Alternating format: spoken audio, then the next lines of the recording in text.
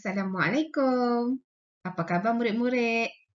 Okey, hari ini kita berjumpa lagi dalam subjek pengurusan diri tahun 2, masalah pembelajaran. Tajuk yang Cikgu Siti nak ajar hari ini ialah budi pekerti mulia. Perbuatan baik dan perbuatan yang tidak baik. Baik murid-murid, sebelum Cikgu Siti ajar kamu membezakan antara perbuatan baik dan perbuatan yang tidak baik, Cikgu Siti terlebih dahulu hendak memperkenalkan kamu dua jenis emosi bagi memudahkan kamu memahami topik yang akan diajar pada hari ini. Sekarang kamu lihat paparan di skrin. Ada dua jenis emosi. Emosi yang sedang senyum ini mewakili perbuatan yang baik. Manakala emosi yang tidak senyum ataupun muka masam ini mewakili perbuatan yang tidak baik. Sekarang mari kita belajar tentang perbuatan yang baik. Apakah itu perbuatan yang baik? Okey, perbuatan yang baik ialah apabila kita melakukan sesuatu perbuatan itu, ianya akan memberi manfaat kepada diri kita dan juga kepada orang lain. Okay, di sini Cikgu Siti menggunakan emosi senyum bagi mewakili perbuatan yang baik. Okay, mari kita lihat perbuatan yang pertama. Okay, apa perbuatan ini? Mendengar. Okey, kita mendengar dengan baik apabila kawan kita sedang bercakap ataupun membaca buku untuk kita. Okey, itu adalah perbuatan yang baik.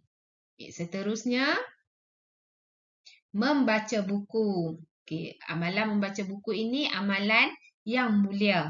Okey, kerana apabila kita membaca buku, kita mendapat ilmu pengetahuan.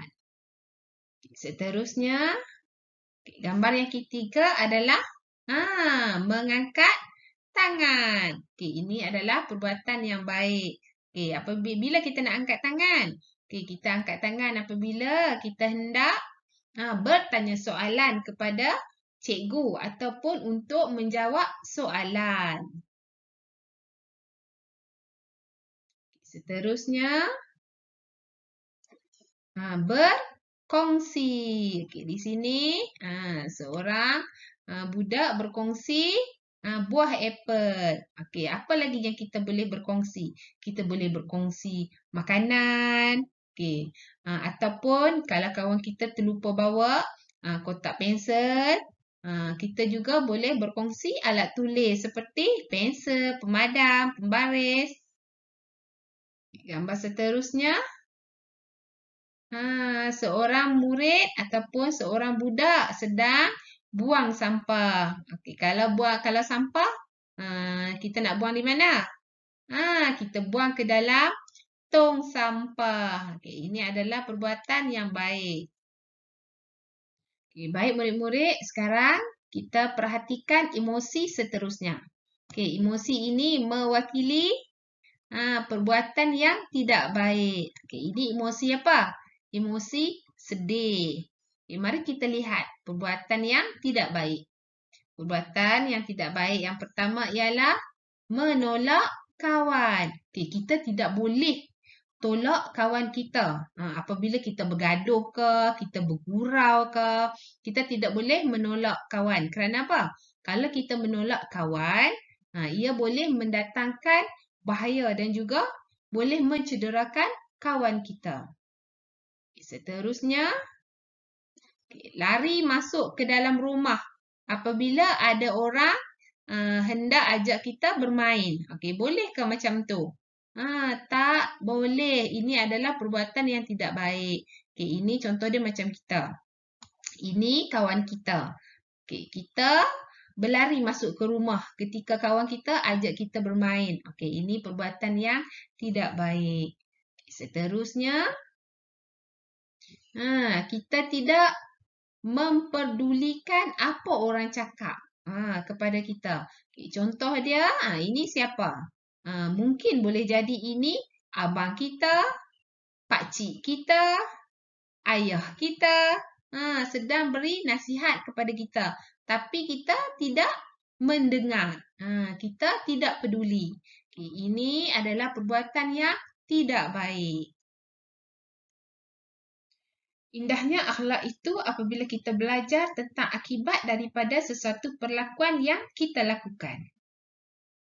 Oleh itu, jom jadi orang baik. Di sini cikgu sediakan latihan untuk kamu.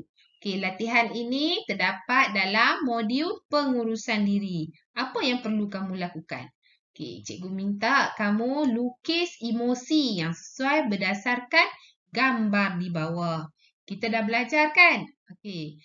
Emosi senyum ini mewakili perbuatan yang baik. Manakala emosi sedih ini mewakili perbuatan yang tidak baik. Ini contoh pertama yang cikgu bagi. Mendengar. Tadi kita belajar kan? Mendengar adalah perbuatan yang baik. Jadi kamu perlu lukis saja di sini. Kita lukis gambar emosi. Emosinya baik. Seterusnya gambar yang kedua, tolak kawan. Ini perbuatan baik ke tidak? Kalau kamu kata perbuatan tidak baik, kamu lukislah emosi sedih di sini kan? Emosi sedih. Sebab apa? Mewakili perbuatan yang tidak baik. Seterusnya, membaca. Yang keempat, gambar apa ni? Angkat tangan. Yang kelima, buang sampah ke dalam tong sampah. Yang keenam, berkongsi. Yang ketujuh, lari masuk ke dalam rumah. Dan yang terakhir, tidak peduli. Kamu lihat perbuatan ini dahulu dan juga emosi manakah yang perlu kamu lukis. Itu saja pembelajaran kita pada hari ini. Cikgu harap topik ini dapat membantu kamu membezakan perbuatan yang baik dan perbuatan yang tidak baik. Selamat belajar dan jumpa lagi. Bye.